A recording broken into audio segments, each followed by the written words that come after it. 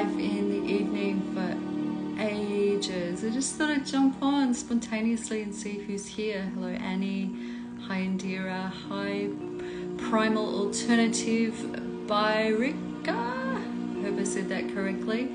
Welcome. I thought I'd speak, and I'd love to hear your views as well, on how much we've all changed. Have you changed? Gosh, I have changed so much.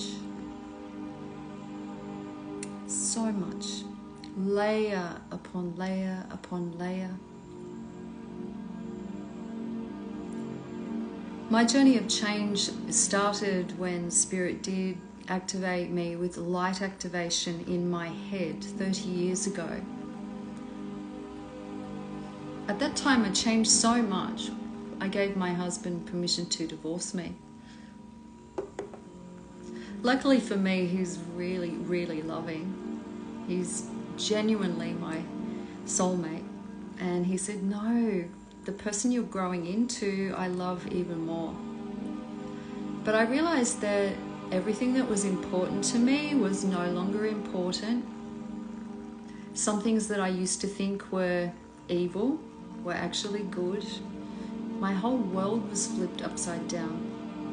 And that's continued actually in my healing journey. Have you noticed that for you? How things are so back to front in this realm. All a learning curve, all by design. You know, we gravitate to what was normal for us when we were children. And I grew up in chaos. And as my mother had the courage to leave chaos, I then grew up alone a lot. And I must have chosen all of that because they taught me so well on what I wanted to implement and change for my immediate family once I became a mother. And I'm not a perfect mother. I've grown so much. If I look back now to the way I mothered and I had my life over again, I would do it really differently. But I have no regrets because my children are amazing and they too are like me. They're souls that chose their path. And I have changed. And I can look in the mirror and recognize that change. You know, if you grow up with arguments in the house, you'll often be led to argumentative relationships because things get really blurry. We associate what we think is security and love in that childlike state with the energies that were presented and mixed in. And I remember being in a very, very toxic relationship. In fact, I'm so lucky to be alive. I remember looking in the mirror, and if you've never done mirror work yet, I highly suggest it. Just connect with your soul through the eyes. Look into that mirror deeply and ask yourself, who am I? Because the connection with the mirror at that time, I wasn't even trying. I didn't particularly believe in spiritual things then other than dark things because they just kept presenting to me over and over again. My fears, my emotions that I was holding were manifesting and matching things in the external. That was a season of a lot of entities in my life. It was a season of a lot of torture, a lot of abuse, a lot of really dark things that I actually haven't got a lot of memory for. Hey Charlie, hey Ash, good to have you here, long time no see. Yeah, connect with your soul in the mirror, in your eyes, and ask yourself, who am I? Have I changed? And congratulate yourself. It's really important to embody now who you want to be. And then you will attract circumstances that lead you to that. This is where a lot of people get stuck. Now, my meditation has come up on this topic today because I have a dog. He's over here. He's been on sleepovers for 2 nights, but there he is. my big Kaisi. Not my dog, he's actually my son's, but by default he's my baby. But yeah, he's been having sleepovers, and Kaiser's a really anxious dog. We got him just before the lockdown season, and he wasn't socialised. We got locked overseas, yada yada. And so his upbringing, like mine, wasn't perfect, and he developed a lot of fear, particularly for what he doesn't understand. And the fears in Kaiser interrupt his gut health. He has serious gut health issues. We have him on special foods and all these supplements and Kangen water, like crazy, right? Like, he's very spoiled, as you can see. None of my other dogs were allowed to sleep on the lounge, and I joke with Kaiser that he owes me a new lounge, because clearly this lounge is not made for a big, heavy black dog. It's a rather light coloured leather. But anyway, love is love. But I was meditating on this proverb, and I'll read it to you. As a dog returns to his vomit, yeah, I've seen Kaiser do some disgusting shit. He's an awesome boy. Isn't he, Charlie? Scary, but he's lovely. So a fool repeats his folly. Now, this is a proverb, and I was meditating on things that happen to us in life. So if we're co-creating our life, and everything that's happening to us externally is a result of what we're holding internally, the fool would not recognize the patterns. The fool would go back and hit repeat.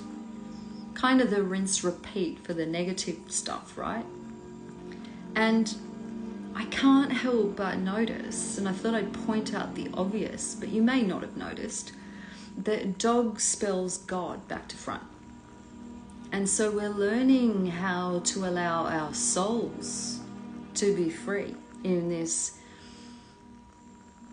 body experience. But in order to shift and change, we have to embody the qualities of what we might call God. Now, some of us call it source, or the energy of unconditional love, not the chaos that we grew up in. Now, I haven't met many people that haven't had some type of dysfunction. It's not a comparison, because what's distressing to one that's incredibly resilient would be really different to what might be distressing for somebody that's very sensitive, right? Like, I was chatting with the girls today, and two of us have suffered a lot of beatings, and we were kind of laughing about it, going, our pain threshold is enormous. I used to challenge my father, who was very filled with anger and rage, it was daily, to beat me harder, because I could just see that the frustration was happening within him, in that he couldn't break me. And so the cheeky one in me, this survivor, used to challenge him, and God, I know he hated that, you know, but there was a little bit of victory in me, weirdly. And I see that some of you are agreeing with that. So I'm really sorry for what you've walked. But resilience is an awesome gift, but we don't want to stay stuck there, because the energies stay within the cellular memory, and we can become really angry and not even know it. It bypasses the brain. It bypasses everything. It's stuck in the organs that are deep inside our belly. So don't be like the dog that goes back and eats the shit over and over. If we observe and witness patterns in our lives that maybe remind us of toxic things that happened to us as children, it's really important in the adulting phase to embody who you desire to be. And that means overcoming this really strange pattern of self-worth, actually. Like, some of us think that we'll never be wealthy, but that's not true, because abundance is there for all. God gives everything equally, actually. But if you are holding a poverty mindset, you'll never, ever, ever, A, let somebody else help you, expect good things, and therefore you won't attract them. And maybe you won't take risks because you're comfortable being poor. And I could give you so many analogies for this type of thing. We're talking about embodiment soon in our mastermind. I can't wait to teach this, because embodiment is not just what you ingest emotionally, it's what you eat, it's what you watch, it's the type of friends that you have around you. And have you noticed that as you change, we see change as scary? Yeah. Isn't it really weird that humans are all afraid to be different, or afraid to shine? We're afraid to admit that we're not the same because it makes other people really uncomfortable. And please jot some comments here if this is hitting home. And you can lose friends. They shake on out. And you might stop attracting the toxic, right? It's the narcissist that the empath is desperate to rescue. The chaos that the empath might have grown up with, the empath is equally to blame as the narcissist. Sometimes the narcissist comes off as the bad guy and the empath is seen as the hero. But in fact, the empath dances with the narcissist because an empath became an empath because they had to learn to read the room in their own chaos. So having these spiritual giftings of being able to read energy often developed because you had to read the room, like me, in order to just stay alive. And Charlie's saying, it took me a while to admit that I was wacky, but I'm completely wacky. I love that. Yeah, it's just being brave enough to just say, hey, this is who I am, take it or leave it. And if you're comfortable in your skin, it won't matter how many people are hitting home. In fact, if you want to be more popular online, stop trying to please everybody. Embody who you love to be, and you will attract your people. And I sometimes feel like when I'm speaking these types of things, well, not sometimes, actually most of the time, I'm speaking to me, because you are me, I am you. You are my reflection, and definitely I am attracting different types of people in my life. Are you? Tell me how you've changed, particularly in this latest wave of awakening. It's been massive, right? Like everything we thought was normal is now perceived as not. The ability to surrender to that and the ego death of that, like of admitting that I've been duped on everything, is all part of the beautiful process of wisdom pouring in. And nobody is immune to making mistakes. I'm not saying that. But if you continue to make the same mistakes, especially when you can see the patterns, that's when you're going back to your vomit. You're going back to the dog state instead of looking in the mirror and activating the God state. Because the God is within you. And if you are not tidying up your environment for that essence, you haven't quite got the gist of embodying it. Christ would run around and say, I am the light. I am the light. Some days you won't feel like the light, but just like this candle, sometimes it burns really bright and sometimes it's a little dimmer. It's all about the wick. And it's all about the trimming of the wick, or the trimming of what we might say is wicked or dark, because the light has to shine bright. The light has to lift up and not be covered. And you know what happens when you make a conscious decision to shine? You're going to piss people off. When you speak truth, people are going to think that you're crazy. Because all you're doing is showing them the mirror of where they're stuck, covered in their vomit. Am I right? So here's some things to think about.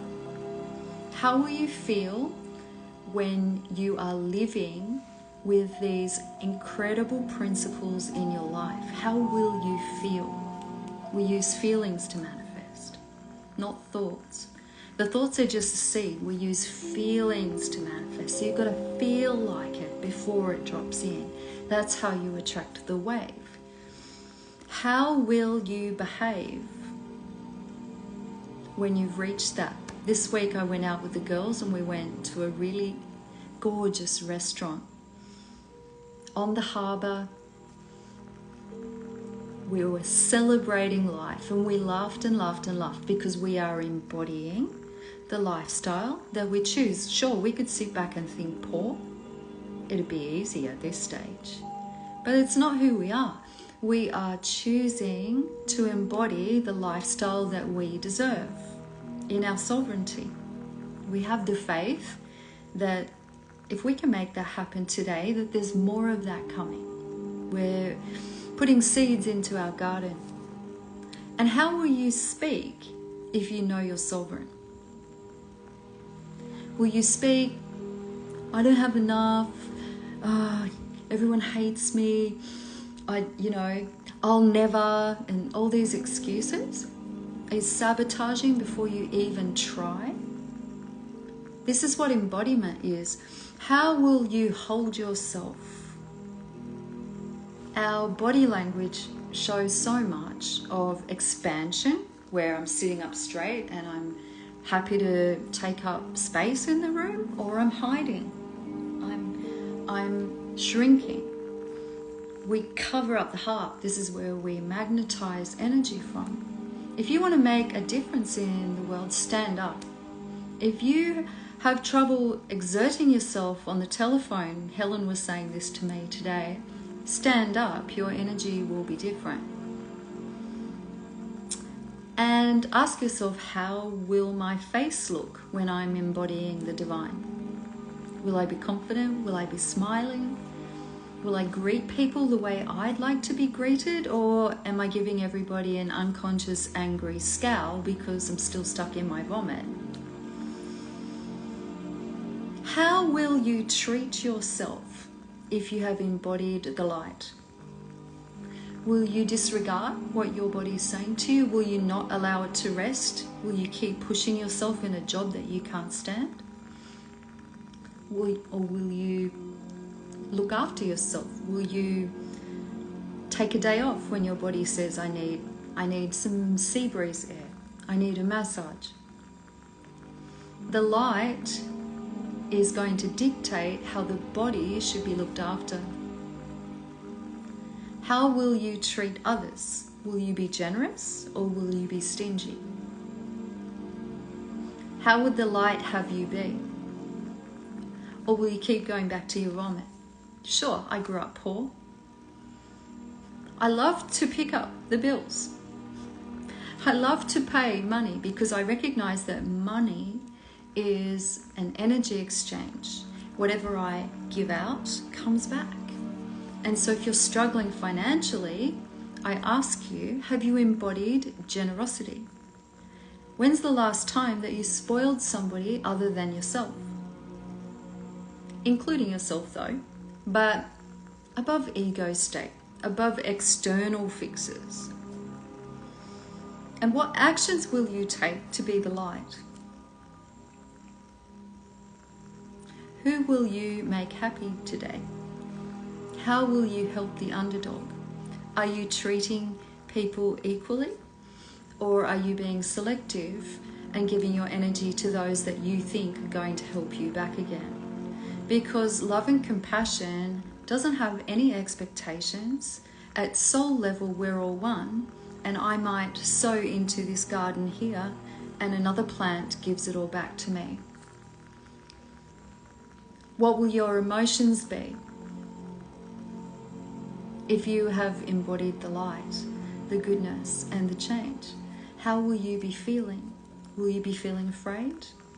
Fear is darkness. Just like my pooch I showed you. That's his little issue. He's a beautiful boy, but he's filled with fear. Fear of the unknown. He wasn't socialized during the lockdown. He's afraid of what he doesn't know, and yet this week he's been playing with a new little puppy, learning that dogs aren't the angry beast that he thought they were. Dogs are actually one of the most loyalist animals, right? Dog lovers tell me that I'm wrong, and yet they still have some rather disgusting habits. And what will your thoughts be if you have embodied the light? How will those thoughts change you? I've changed over and over and over and over and over again. I'm sure those that are really close to me will testify to that. I hope some of them comment, because those that love me unconditionally love me at every stage of my healing journey. I'm not afraid to shine. I used to be. I was attracted to chaos because I grew up in chaos. I got the waves confused. What I perceived to be my security blanket and my love was a blurry mess, like ink in a glass of water. I attracted toxic men because of that. I attracted friendships with women that took from me a lot, abused my generosity, and yet I allowed it because I hadn't embodied the soul yet. I hadn't embodied the self-love where it was okay to say, no, that doesn't feel good for me. What's Charlie saying? It's been some awesome changes. The growth is amazing to watch. Thank you, Charlie. You've known me a long time. I appreciate you. And I see the same in you. The confidence, it's amazing, isn't it? I have surrendered to humility to say I've been wrong. I have given wrong advice, and my growth has shown me that, and I'm okay with it. I'm not embarrassed. Part of coming out of this vomit means that I'm not running in the ego, which has to defend itself. All of you have been wrong. Has not this last season shown you that? There is not a single person on this platform that hasn't been wrong about something. That is the journey of life. The journey of life. Such an interesting walk that we have, and it only needs to be a walk. You don't have to run it. Go at your own pace. Socrates believed that the first step to true wisdom is to know thyself. How can you love another if you don't love yourself? You've gotten too comfortable in the chaos, and you got too comfortable defending the ego that wants the chaos to stay. It's great to get to the point of complete and utter surrender and lay it all down and reset and say, I know nothing. And that is what I call a teachable heart. That's what the divine can work with. So I hope this is helpful tonight. Shine on. Be you. Embrace change. Know thyself. Connect with soul in the mirror. Call your soul back in again, because all of us have been disconnected with the chaos that we grew up in. Soul doesn't swim well in chaos. I was meditating the other day and I heard the word owl. And you know, the American Indians have this, they'll say that a white owl will appear before somebody passes. And Spirit just whispered to me, listen to the frequencies of the word owl. Owl, soul. Hello, Donna. Hi, gorgeous. Great to see you here. I'm about to wrap up, but unless somebody gets on and throws in a question that you'd like to talk about. But yeah, I was thinking about the owl and the soul, and wondering why a lot of the dense ones worship an owl that they call Moloch. And even the word Moloch gives me this soul sound, but with an M. So I will look up the frequency of M. I see M as windows, and it's an upside down W, wisdom, you know. It's so multifaceted, hey? It's so interesting. The unlearning and the becoming who you are before you came into the body, that's such a journey. And it really means being okay with what you've journeyed through and stop going back to what felt comfortable. Because we have trauma bonds. Like what we thought was love wasn't, and what attracted us to that person was actually a familiar vibration. I can testify with my exes, like all of them treated me poorly, and I was attracting that because I didn't treat myself well. I didn't think I was worthy of true unconditional love. But you are so worthy. I am so worthy. At soul level, we are so worthy, so worthy. Look in the mirror and see the light in your pupil, and remember who you are. Remember who you are in the essence of the divine. You are here to gather wisdom. You are here to gather victory. You are here to gather experiences of what love isn't.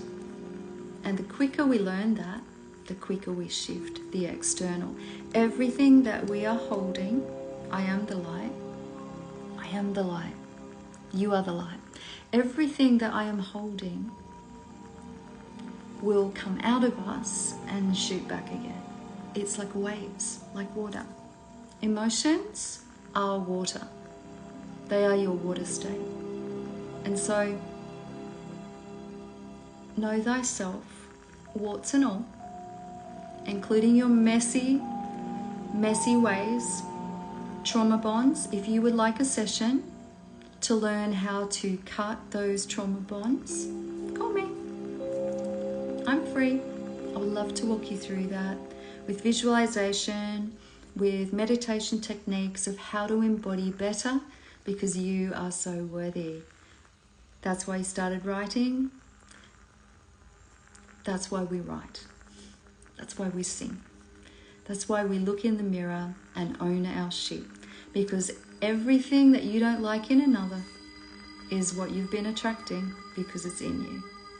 So count your blessings that we are shaking, shaking, shaking. Mother Earth is about to shake. I saw an incredible vision of an earthquake, and I saw my soul ascending. Whether this is happening in the body or out of the body, I have no idea. But I do know this, that as you shake out the old, Mother Earth shakes with you. It's not a bad thing. There will be many earthquakes happening. There already are, but there will be a massive quake. And I feel the birthing might just be happening. They are like birth pangs. There's something special going on. I love you all. Thank you for being here. It's fun coming on in the evening. Different people here. I appreciate you being on my platform, Echo Circle. If you would like to come to Sound Healing Tuesday night, just come. I'm willing to upscale again and go into the bigger room. That's my goal.